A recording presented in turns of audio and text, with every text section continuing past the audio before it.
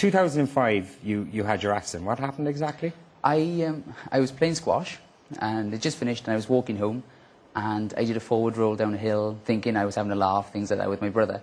And I got to the bottom, couldn't get up. And it turns out I had twisted my neck and cut off the blood supply to my brain and had a stroke. Okay.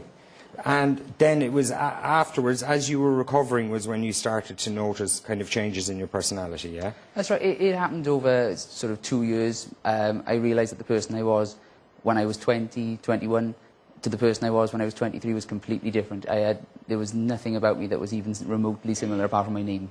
Okay, so like you started to, you didn't like sport anymore? No, nothing at all. I'd started to become a bit more distant from my friends. Yeah. We had less in common, we had less things to talk about.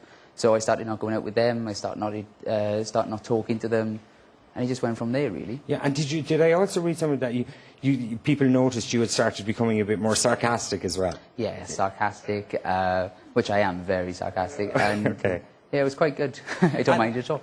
And tell me then, so was it, like, it's a weird thing, and obviously it's hard for any of us to imagine. You had been perfectly heterosexual, getting married. And was it a slow dawning realisation, or was there a kind of a eureka moment when you said, Jesus, I'm gay?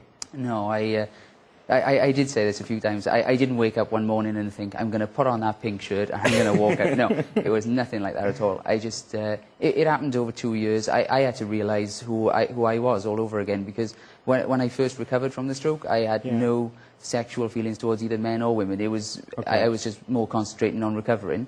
After that, it sort of became a gradual process. I suddenly became from... I mean, I was always able to say that man's attractive without being attracted to that man. Yeah. But then it sort of turned to the opposite, really. And do you remember, like, the first time you kind of went, I'm actually sexually attracted to this guy? Not really, no. No, not as kind of... And come here, I'm not saying that there's anything bad or upsetting about being gay or anything, but if you have been one person before and then suddenly you find this other person, were you upset about it, like, or...? I treat that, I treat before the stroke as being someone completely different. Yeah. I think that's the best way of looking at it, as being, I am who I am now. So you don't mourn that other person or anything? No, no. I'm far more happy being who I am now.